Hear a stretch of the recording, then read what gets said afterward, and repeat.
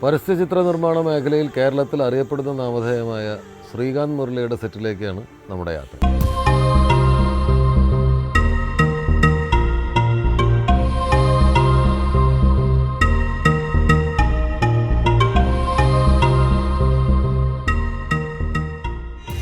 പല ad film മേക്കേഴ്സിനെയും നമ്മൾ അവരുടെ ഓഫീസിൽ വെച്ച് കണ്ടു, അവരുടെ എക്സ്പീരിയൻസസ് ഷെയർ ചെയ്തു. ശ്രീകാന്ത് എന്ന് പറയുന്ന ആഡ് ഫിലിം മേക്കറെയാണ് നമ്മളിന്ന് ഇപ്പോൾ കാണാൻ പോകുന്നത്. അദ്ദേഹത്തിൻ്റെ ശരിക്കുമുള്ള എന്താ പറയണ്ടത് വർക്കിംഗ് സ്പേസിൽ പോയിട്ടാണ് നമ്മൾ മീറ്റ് ചെയ്യാൻ പോകുന്നത്.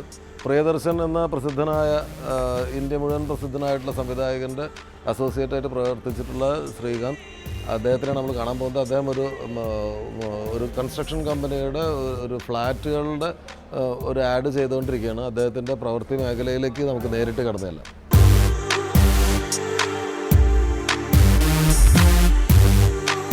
ജോലിയെ അതിൻ്റെ മടയിൽ ചെന്ന് കാണുക എന്ന് പറയുന്ന പോലെയാണ്. ആദ്യമായിട്ടാണ് ഒരു ആഡ് ഫിലിം മേക്കർ അയാളുടെ ജോലി സ്ഥലത്ത് വെച്ച് ഞങ്ങൾക്ക് കിട്ടുന്നത്. ഇത് എന്തിൻ്റെ ആഡാണ്? ഇതൊരു ബിൽഡറാണ്. സ്കൈലൈൻ കേരളത്തിലെ ഏറ്റവും സക്സസ്ഫുൾ ആയിട്ട് പോകുന്ന ബിൽഡേഴ്സിലൊന്നാണല്ലോ. അപ്പോൾ അവരുടെ പുതിയൊരു കൺസെപ്റ്റ്. ഇപ്പോൾ എന്താണ് ചെയ്യുന്നത്? ശരിക്കും ഇപ്പോൾ സാധാരണ ബിൽഡേഴ്സ് എന്ന് പറയുമ്പോൾ അവരുടെ ലൈഫ് സ്റ്റൈൽ, ഓരോരുത്തരുടെയും പെർസെപ്ഷൻ. ഒരു വീട് വയ്ക്കണമെങ്കിൽ ഒരു വീട് എന്ന് പറയുമ്പോൾ ഓരോരുത്തർ ഓരോ സങ്കല്പങ്ങളുണ്ട് എന്നൊക്കെ അത് തന്നെ എല്ലാവരും പറയുന്നത്. പിന്നെ അപ്പോൾ നമ്മൾ അതിൻ്റെ അകത്ത് കുറച്ചുകൂടി ലൈഫ് എലമെൻസും കൂടെ ആഡ് ചെയ്തു. ശരിക്കും ഇത് ഇപ്പോൾ നമ്മൾ ഷൂട്ട് ചെയ്തുകൊണ്ടിരിക്കുന്ന ഇൻറ്റീരിയർ, ഇതിൻ്റെ നല്ല ഏറ്റവും നന്നായിട്ടുള്ള വെൽ ഫർണിഷ്ഡ് ആയിട്ടുള്ള ഇൻറ്റീരിയേഴ്സ് ഷൂട്ട് ചെയ്തുകൊണ്ടിരിക്കും. ഇത് എനിക്ക് തോന്നുന്നത് ഇതിപ്പോൾ ഒരു ചെയിൻ ഓഫ് ആഡുകളുടെ ഇടയിലുള്ള ഒന്നായിരിക്കും ഇത്, അല്ലേ? ഇതിന് മുൻപ് വേറെ ചെയ്തിട്ടുണ്ടോ? ഇല്ല, ഇത് ഈ ക്യാമ്പയിൻ ആദ്യമായിട്ടാണ്. ശരിക്കും ഇപ്പോൾ ഈ ചെയ്യുന്നത് ശരിക്കും ഒരു ബ്രാൻഡിങ് സംഭവമാണ് ചെയ്യുന്നത്. ഇത് കൂടാതെ ഇതിലേക്ക് ഈ ഇൻറ്റീരിയർ തന്നെ വെച്ചുകൊണ്ട് ബിൽറ്റ് ഓൺ വാല്യൂസിൻ്റെ ക്യാമ്പയിൻ തന്നെയുണ്ട്. ഒരു 20 to 25 ഫിലിംസ് നമ്മൾ കണ്ടിന്യൂസ് ആയിട്ട് ചെയ്യുന്നത്. ഇതിൽ മോഡൽസ് ഉണ്ടോ? ഇതിൽ മോഡൽസ് വരുന്നത് വേറൊരു സ്റ്റൈലിലാണ്, ഒരു സസ്പെൻസ് ആയിട്ട് കിടക്കും. സാധാരണ ഇപ്പോൾ ഈ ബിൽഡേഴ്സിനൊക്കെ ബ്രാൻഡ് അംബാസഡേഴ്സും ഒക്കെയുള്ള ഒരു കാലമാണ്. അപ്പം എങ്ങനെയാണ് ഒരു ബ്രാൻഡ് അംബാസഡർ, ഒരു സെലിബ്രിറ്റിയൊക്കെ ആണെന്നുണ്ടെങ്കിൽ ഒരു ആഡിൻ്റെ ഒരു കോൺസെപ്റ്റ് എടുക്കുമ്പോൾ എന്താണ് വ്യത്യാസം ഇതുമായിട്ട്? ചിലപ്പോൾ സെലിബ്രിറ്റി ഈ ബ്രാൻഡിനെ വിഴുങ്ങും. സെലിബ്രിറ്റിയുടെ പേര് പറയും, ഇന്നയാളുടെ പരസ്യം എന്ന് പറയും.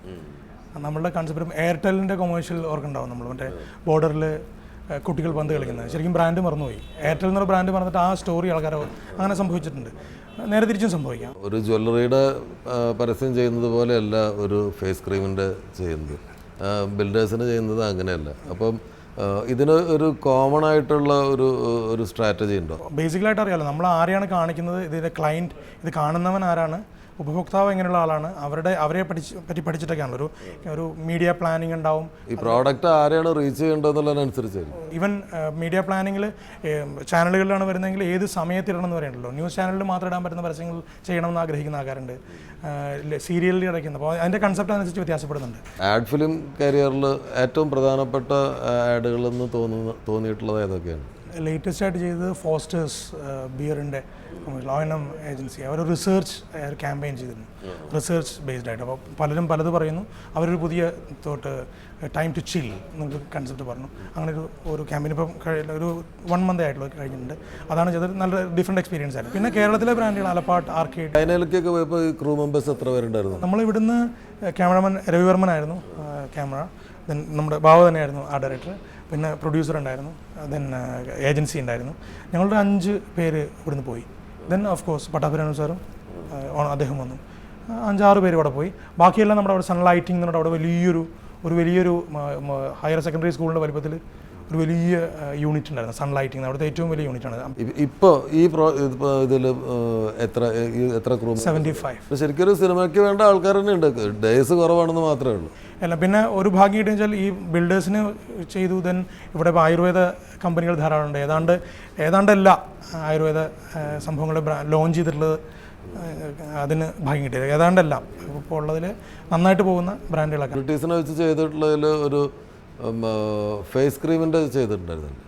ഇപ്പോൾ കുറേ ആർട്ടിസ്റ്റുകൾ ചെയ്ത് അതെ അനഗസ്റ്റിൻ, റിമി ടോമി, അത് ഒരു ഏജൻസി ഉണ്ട്. അപ്പോൾ ഏജൻസിക്ക് അവരുടെ അവർക്ക് ഓരോ സമയങ്ങളും പറയാനുള്ള കാര്യങ്ങൾ എന്തൊക്കെയാണെന്ന് ക്ലയൻറ്റുമായിട്ട് ഏജൻസി ഡിസ്കസ് ചെയ്യും. ദെൻ ഏജൻസി അത് നമ്മൾക്ക് ബ്രീഫ് ചെയ്യും, നമ്മൾ പിന്നെ ഇമ്പ്രവൈസ് ചെയ്യും. അങ്ങനെയാണ് ഇതിൻ്റെ ഒരു റൂട്ട്. അപ്പോൾ ആദ്യം അവർ ഒരു സെലിബ്രിറ്റി വെച്ചിട്ട് ഞാൻ സമൃദ്ധ സുനിലിനെ വെച്ചിട്ട് പറഞ്ഞു.